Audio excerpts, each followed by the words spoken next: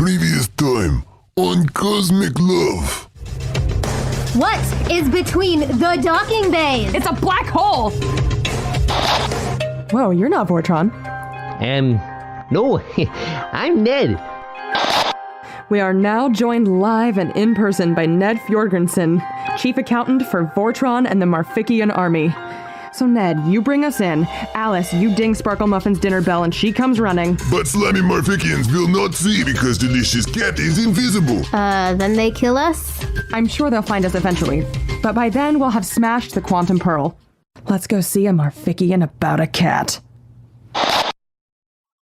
Broadcasting live from Pleasure Sphere 64.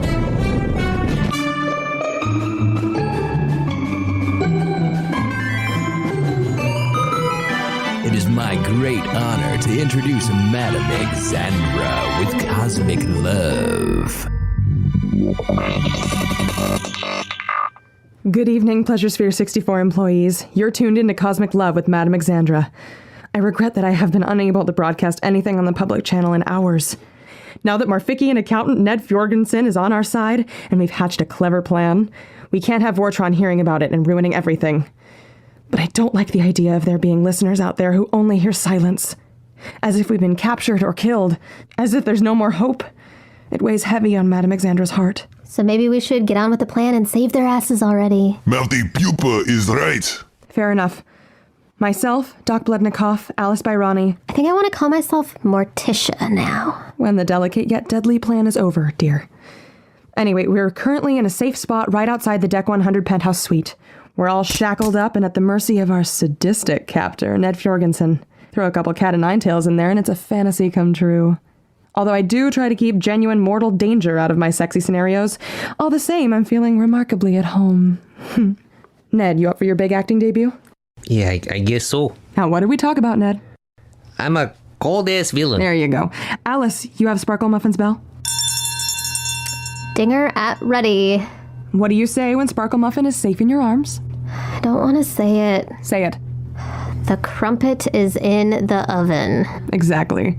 And Doc, you have a laser dildo hidden somewhere in that adorable armor? Is not adorable, is forged from carapace of vanquished enemies. But yes, have dildo. Excellent. Take us away, Ned. We are your quivering captives, and we are ready to be taken to your leader.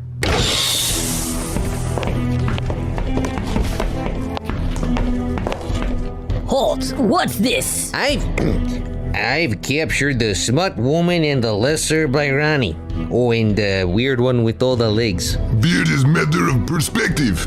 Quiet, prisoner! You captured them? I sure did. Yeah, I think maybe someone with actual combat training should be the one to take them to Vortron. What if they try to escape? I captured them.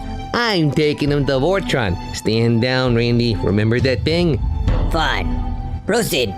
But only because of that thing. It's what I thought. I saved him 1,000 credits on his taxes last year. That Pleasure Sphere pillaging can really do a number on your line 8. You're such a weirdo. I kind of love it. Shh, stay in character, please. This isn't the Dantooine Day Players present Macbeth. There are real stakes here. Stakes. Lord Vortron, I have captured these prisoners. I thought they might be of some interest to you. Hold right there. Guards, assume defensive positions. Is everything okay, sir? Just precautions, Mr. Fjorgensen. Now, let me take a look at these prisoners. The smut woman, of course, that's what you look like. You run around in those ridiculous heels all day. Like a boss's boss. And you, Gladiator, you could have been one of the good ones. But instead you choose to betray your people, your hive mother, and give in to your shameful interspecies feelings. You disgust me. Doc is rubber. This hate monster is glue. Told you it's a good zinger. And you, Lesser Barani. Morticia Moon Satan, please.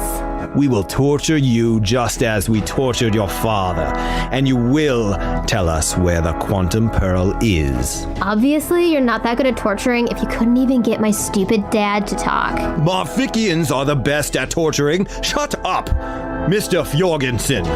Yes? Excellent work. I didn't think you had it in you. See that, men?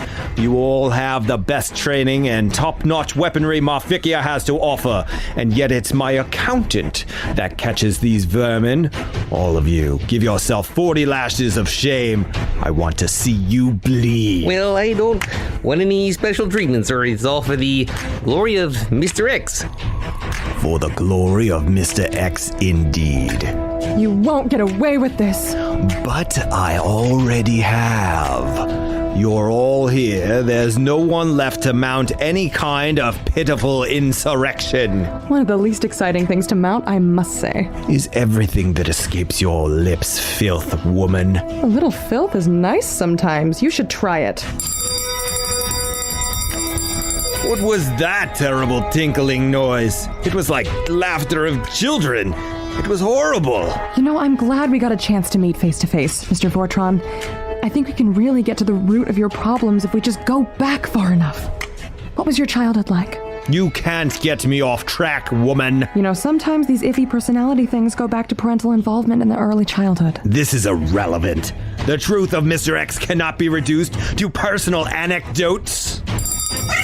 What was your father like? Irrelevant. Was he away from home a lot? It wasn't his fault. He traveled for business. That's why he needed his other family in the Beta Quadrant. That must have been difficult for you and your mother. Gods, take the smut woman away and kill her. The crumpet's in the oven. Repeat, the crumpet is in the oven. What was that? Marfician scum will not win. Now you're piping up, shame gladiator? What is this, an open mic? Marfician scum can lick the rust from Dok's armor. You really want to die, don't you? Come closer and say to Dok's face. Fine. You're all shackled up like Martian cattle anyway. You are going to lose.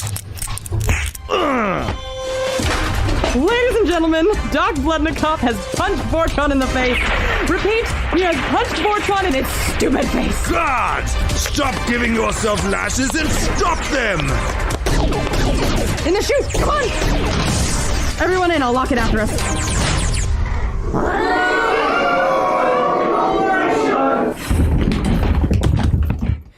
Okay. Ned, Dok, Alice, Xandra. Okay, we're all accounted for. Quick, Alice, give me the Quantum Pearl. Please tell me you have it. Duh, I said the crumpet's in the oven. I wouldn't lie about a crumpet. We did our part, Sparkle Muffin. Yes, we did. Okay, and my ionized hammer should be in the utility closet right here. Ball gag, blindfold, sonic screwdriver. He's there. Ah, ionized hammer. Okay, Quantum Pearl goes on the floor. Hammer goes up. Everyone, hold on to your proverbial balls. Here we go.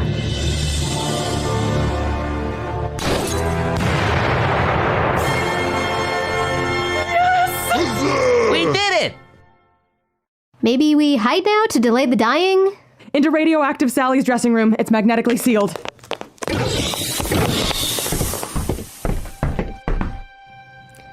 So, what do we do now? We wait, I guess. Dok do not like wait. Don't worry, they'll find us soon enough. At least we save time space. At least we saved time space. I wonder how Ted is doing. I think my name is Ned, but Ted is nice too. You can call me Ted if you'd rather. Not Ned, Ted. Not everything is about you, Ned. Geez, I'm sorry. Ted 7 from the asteroid, the loneliest clone in the universe. You said you'd call him a cab when this is over. I can't believe you forgot about Ted. I didn't forget about him. We've just had our hands a little full with this whole saving Pleasure Sphere 64 thing. Well, Sphere saved. Maybe now is the time to call him a I cab. can't make an outside call until the Marficians drop their communication dampening field. If I could make an outside call, why wouldn't I have done that in the first 5 minutes? So what? Ted just has to die on the stupid asteroid all alone and shit? That's dumb. It's very sweet how concerned you are about him. You just seem really lonely is all. Made me sad. Reminded you of yourself a little? Don't push it, lady. Hey, maybe we answer one last Madam Xandra call here, while we're waiting for the Marfikians to find us? There's one particular call I've been holding on to this whole time. Doc will have the answer. I was hoping you'd say that. This is a very special call, and I think we're finally ready to hear it. Here we go.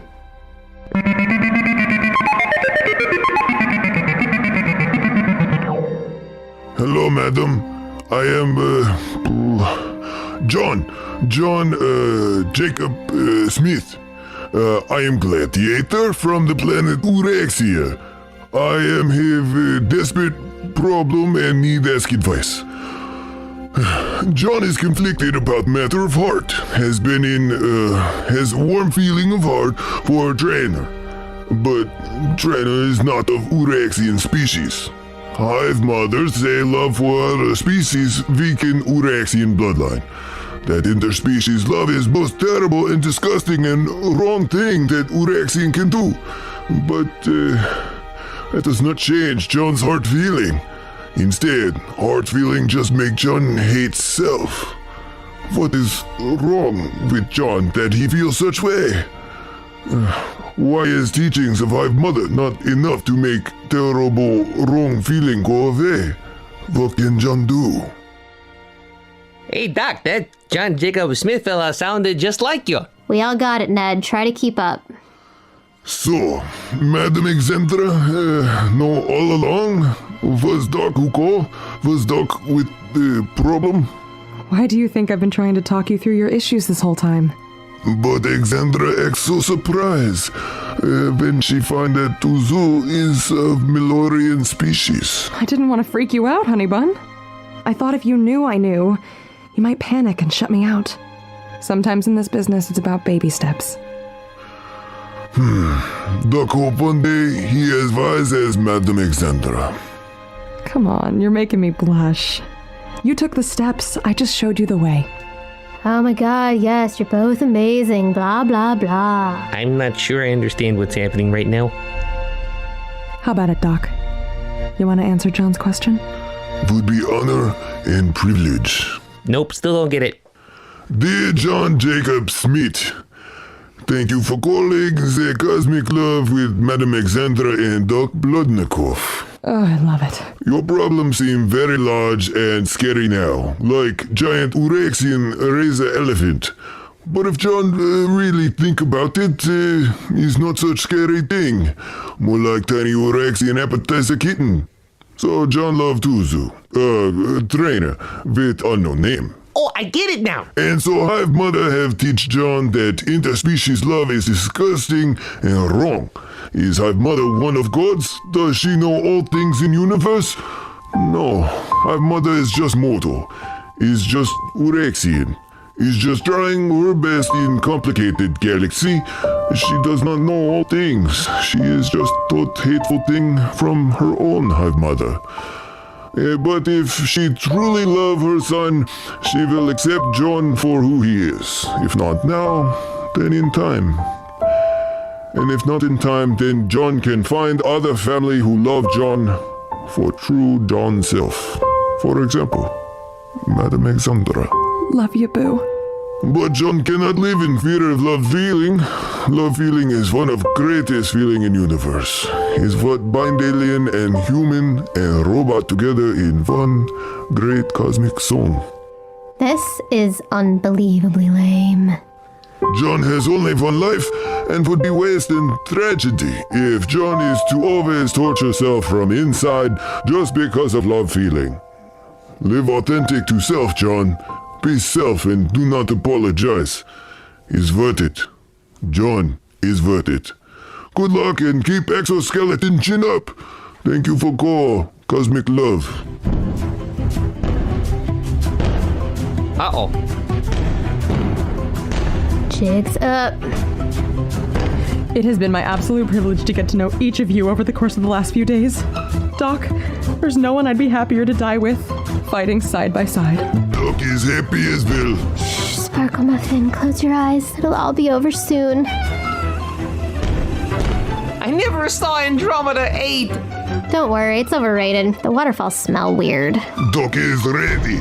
Let them come. Die, Marfickian scum!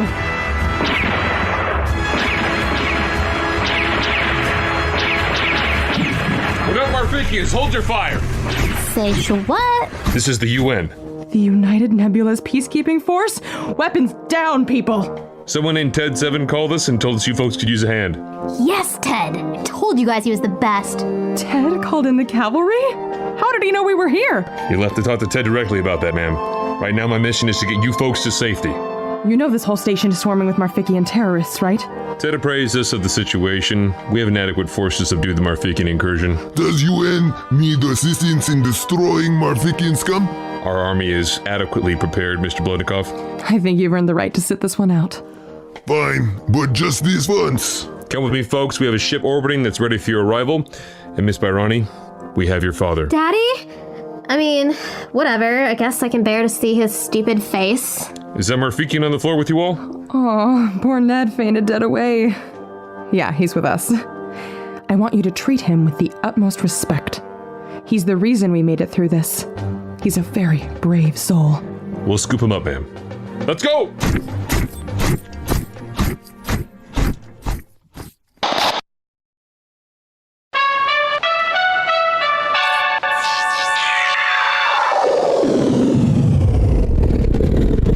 Broadcasting live from Pleasure Sphere 64. It is my great honor to introduce Madam Xandra with Cosmic Love.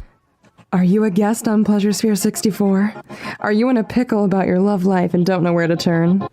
Call in to Cosmic Love and let Madam Xandra take the reins. Or just tune in and enjoy my tips and tidbits along with the news of the day on Pleasure Sphere 64. You're never alone, and you're never unloved when you can tune in to Cosmic Love. Hello, ladies and tentacle monsters, listeners and employees, Marfickians, humans, Araxians, and everyone out there tuned into Cosmic Love. Many of you, maybe thousands of you, are just beginning to come out of the temporary coma induced by the sonic bomb. You're confused, disoriented, hungry, maybe a little frisky. But stay tuned, because Madam Xandra is going to two-step her way through the tough times with you. The full story will come out in due time, I imagine. But the long story short is that the Pearl has been smashed, the quantum supernova avoided, the cavalry has been called, and this whole messy situation has been neatly swept up like a shattered Venusian water pipe. We're currently aboard a UN cruiser, the USS Apollo, which is parked right outside of Docking Bay A. Don't forget, he's nothing between docking bays. You know it, Mr. Bloodnikov. Alice Byrani and Sparkle Muffin have already left to see her father. Ned is being treated for minor hysteria in the sick bay. It's just me, Doc, and the hero of the day, Ted 7. Ted, how on earth did you orchestrate this grand rescue? Well, ma'am, as you know, I've been hacking into the PS64 database to listen to episodes of Cosmic Love for some time now. When I heard what was going on, and especially when I heard that you answered my call with such inspiring words, I just had to call for help. The Apollo picked me up from asteroid 101955, and I continued monitoring your broadcast the entire way here. To be honest, I was afraid we wouldn't arrive in time. Just in the nick of it. Thank you so much. Without you, we'd be dead for sure. I could say the same thing. Well, you're welcome in Madam Xandra's House of Excitement anytime, free of charge. Thank you. And I will sometime. But right now, Ted 8 and I have decided we need to see the universe. You woke up Ted 8? He's in our quarters. Bit of an introvert. Just born, you know how it is. But thank you, man. Thank you for everything. Godspeed, and good luck, Ted.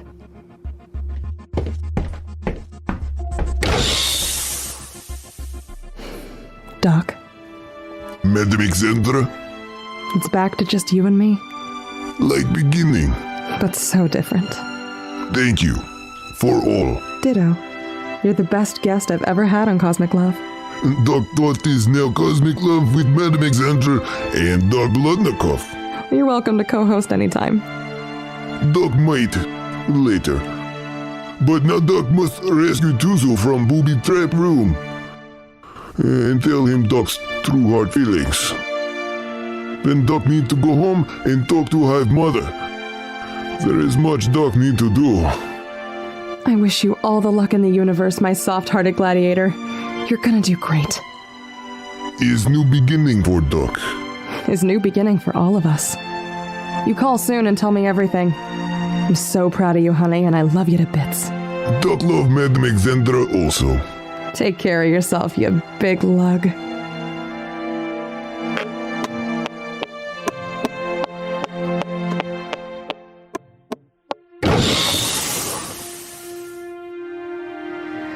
Well, there you have it, folks. This has been a very special broadcast of Cosmic Love. I'm your host, Madam Xandra. Tune in next week for when we return to our regular rotation of sex advice questions, fun guests, and the news of the day from here on Pleasure Sphere 64. Until then, stay sexy. Stay true to yourself. This is Madam Xandra, signing off.